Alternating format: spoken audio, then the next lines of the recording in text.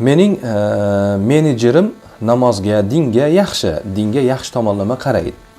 Ishxonamizda ko'p xodimlar ish vaqtidan yarim soat, bir xil paytlar 1 soatlab kechikib kelishadi. Shunga boshlig'im kech qolganlarga 10 ming so'mdan jarima yoz dedi. Men esa bu yaxshi emas, zikr ahlidan so'rangda o'qigandim, jarima solish yaxshi emas dedim. Keyin boshlig'im bizga ularning puli kerak emas, pullarini yig'ib oyning oxirida o'zlarini biror joyga olib borib ovqatlaninglar deyman yoki mehribonlik uyiga ehson qilamiz ishxonamiz nomidan dedi. Shunday qilmasam xodimlar juda ishni o'yin qilib mensimay qo'ydi dedilar. Mening savolim shuki, boshlig'imning bu ishi to'g'rimi? Agar to'g'ri bo'lmasa, unaqa xodimlarga qanday chora ko'rish kerak? Ishdan bo'shatish varianti to'g'ri kelmas ekan, chunki yangi xodim ishni o'rganguncha vaqt ketadi dedilar. Iltimos shu savolimga javob berib boring. Alhamdulillah, vassalatu vassalamu ala rasulillah. Juda dolzarb mavzu. Ko'pchilik ishxonalarda ishchilarni ishga nisbatan mas'uliyatsizligini turli chora-tadbirlar bilan demak tartibga solishga urinish bor.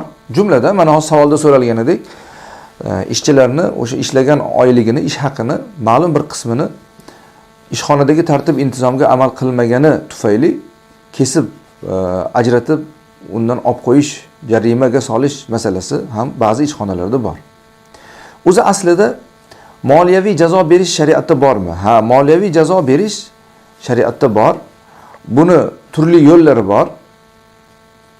Masalan, hududlarda, hadlarda ham moliyaviy jazo bor va ayni vaqtda ba'zi bir masalalarda ham g'aroma moliyaviy jazo berish mavjud.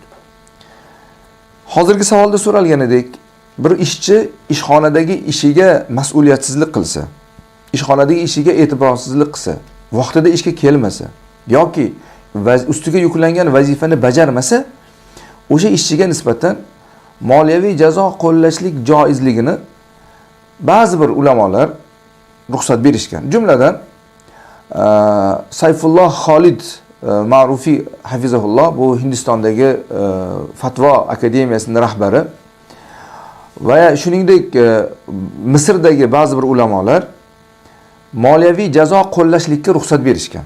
Faqat sharti shuki, o'sha ishchidan demak jazo sifatida, jarima sifatida undirilgan pulni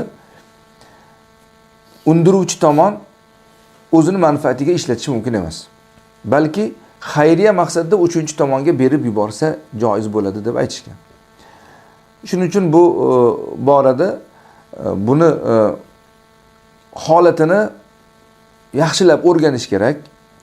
Bu borada birovning peshana teri bilan topgan ish haqini uzrli sabab bilan biror bir holat, bir marta, yarim marta bo'lgan holatda kesib olib tashlashlikda emas, balki nuqson, kamchilik, beparvolik yo'li bilan qilinayotgan holatda ularga nisbatan jazo qo'llashlikka ruxsat bor. Qo'llangan jazodagi undirilgan jarimani esa xayriya sifatida boshqa tomonga undiruvchiga ham jazo to'lagan, jarima to'laganga ham taalluqli bo'lmagan 3-tomonga ishlatib yuborilishi kerak bo'ladi. Vallohu a'lam bissavob.